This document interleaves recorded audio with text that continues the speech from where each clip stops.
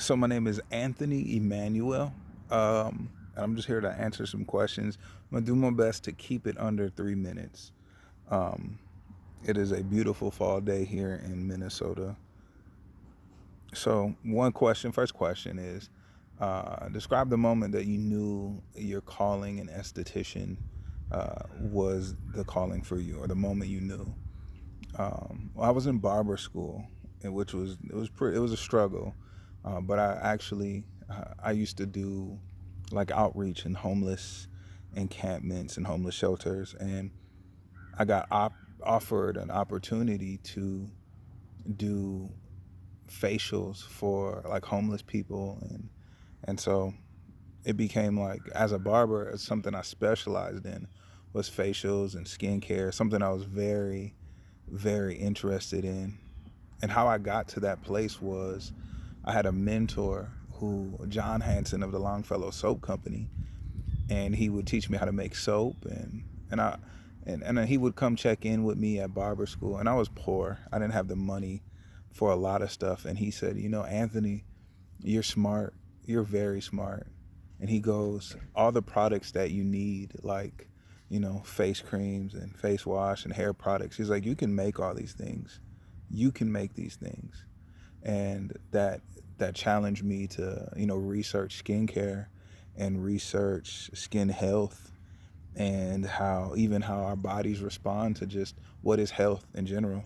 And so that process led me to making things like face scrubs with, probiotics and grapefruit extract and all these other things. And eventually, an opportunity to do community outreach came up, and I proposed the idea of doing like facials for health. And I got the opportunity to make my own products and talk to people about health and what is this most simplest form of health. And so that's a whole nother story. But it was at that moment that in school, in barber school, oftentimes my clients would eventually fall asleep, and my schoolmates, classmates would say, "You have this thing about you, this thing. Like, when you get your own shop, it's gonna be called Euphora," and because people would just rest, and it was only because I would, I guess my demeanor, my heart to bring people peace and joy and give them an opportunity to rest, and that was my heart. And so, and add some essential oils and add some homemade products, and I think it goes a long way. Um, Next question is, what are your short-term and long-term goals? Uh, and so, I guess um, my short-term goals are to, one, refine my skills as an esthetician, and pair that with being a barber. And I want to use my skills to, short term, like, use my skills to mentor people in addiction and homelessness and substance abuse and sex trafficking. I think us in the beauty industry have a great opportunity to bring hope, to bring healing, to bring inspiration, to remind people that they're valuable. You know, long term goal. I want to be an instructor.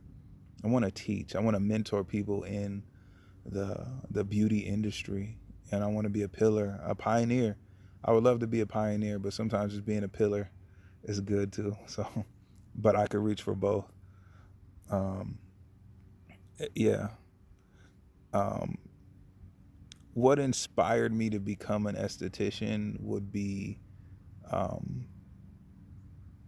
again, school. Just how, like, I guess my like, again, making products and that affect people, that help people. How I got into skin and like natural products even, is I had my own battle with being very sensitive. Just overnight, I became very sensitive to certain products, and I guess my body was detoxing from some contaminants in our apartment complex that I found out later on. But certain things like lotions and perfumes or colognes, and it would just make my skin burn and make me feel claustrophobic. And yeah, I can go down the list. And so I ended up having to make and research products for myself, and and making them. And that inspired me to do like take a natural approach to a holistic approach to like skincare and just beauty in general. Um, but when I realized like how that coupled with just the skill, and this is what little skills I picked up in barber school. You know, barbers aren't notorious for having the best facials by far. I think that's an area that barbers lack, but I wanted to be able to enhance that and give people an opportunity to feel better about themselves and to truly see themselves uh, for who they are. So I think coupling those two things just really inspired me, and I knew it was a lot deeper than just um, beauty. It's a lot deeper than just cosmetic, you know. So yeah, yeah. Somebody said this: beauty without character is simply cosmetic. Beauty without the right heart is cosmetic. You know, it's like picking a flower. Eventually, it's gonna wilt. But there's perennial flowers that come year after year after year, and you appreciate them. You know, kind of like an old friend that a good relationship that you can trust. You know, I would say that's true beauty. But we have to we have to plant those seeds, and we have to shepherd those relationships, and we have to watch our character and how we respond. And I think, yeah, I'll go down that road, but I'm trying to keep this under 3 minutes. I'm pretty, yeah, 6 minutes in. Okay. Describe challenges you have overcome or life-changing situations that turn to valuable lessons. What did you learn about yourself, and how did you grow from these situations? Um, so while I was in barber school, I was poor. I was super poor, super poor. And I had a daughter, and I just came out of a really bad relationship. And I was happy to be free, but I really needed to like know who I was. And I think the beauty industry, I think even barbering and haircutting and all these different areas was a great way for me to kind of learn who I was and be okay with that. And yeah, and so while in that process of being homeless or yeah and poor, I met a lot of people who were in the same scenario, and it forced me to have to go to like soup kitchens and food shelves and homeless shelters, and I began making friends, and I used my skills in that process to like build connections, build relationships, but to change people's lives, you know. And so I remember one night I'm cutting hair at a homeless shelter, and and there's people like the thing is, a homeless shelter don't care about your ethnicity or where you come from or whatever. You know, it doesn't care about those things. Homelessness don't, mental illness don't, and addiction don't, sex trafficking don't, um, exploitation does not. And so I was able to like give haircuts out for free and really bless people that didn't. Some people had jobs coming up and it was right on time. Some people, I remember there's this one gentleman who he's Iraq. He was from Iraq, but his mother was Persian and his father was Egyptian. And he just scruffy, hair grown, and he asked me for a haircut, and he was like, please, man. The shelter is like shutting down. I'm not at the shelter, so I gotta leave. And he asked me, and he's like, my daughter. He's like, I see my daughter tomorrow, and if I can just get a haircut, it would let her know that I'm okay. And because he was a dad, I was like, okay, my bro, okay. From one dad to another, a dad, the dad account, I got you, dad code. A girl dad too, at that. So I was like, yeah, man, I got you. And I gave this man the best haircut I could possibly muster up. And I'm talking about 4 months in barber school, and I gave this dude the best haircut, and his face went from like worn down to like glowing and beaming. And a few days later, he goes, he's like, man, thank you so much. And his like accent, and his daughter, he's like, my daughter says thank you too. And it blessed me because I'm homeless and I have a daughter, and you know, I have a daughter, and I know what it means to be a father, and knowing your daughter needs who you are to your daughter matters. And so for me, the challenge was being homeless in barber school, highly mobile with a daughter, and having to maintain that. You know, I, like my daughter can't. It's hard to explain to my daughter why she can't come sleep where I'm sleeping. You know, she can't spend a night where I'm at. You know, um, so that's that. There's a lot more there.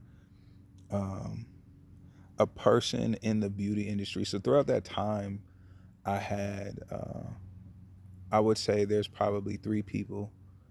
A great friend, Min, who's an herbalist, and shared a lot of information about how beauty, natural beauty, different beauty products, but herbs and supplements, and you know how making our own products is awesome. And she's the one person that opened up my eyes to like a holistic approach, a herbalistic approach. Another person I would say is Tamika Camille. She is a makeup artist who became an esthetician, a cosmetologist who became an esthetician. And she was, while homeless, she was someone who was always encouraging me. She was always trying my products and always just encouraging me. This is amazing. I remember I made a facial soap. It was like a makeup remover, and she was like, "Yo, this is so good. It's like a toner and a makeup remover." And she was like, "My acne is gone." And so she was just somebody encouraging me, like, the market is yours. People could need your personality and your character. Just don't shy, don't shy away from it. And yeah, that's somebody. And then another is Dr. Isaac Ingholm. When I was able to do outreach in homeless encampments, and we were doing welfare calls, and he was kind of explaining like the mental side of mental illness and addiction and sex trafficking, and I realized like a lot of what I have and what we have can be used to pull people, can use to give people hope,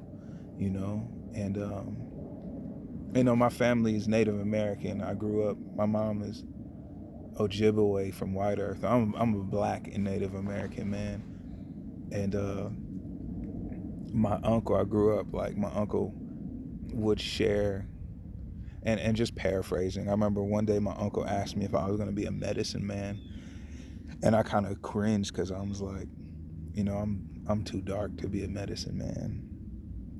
But I looked back at him and I was like, yes.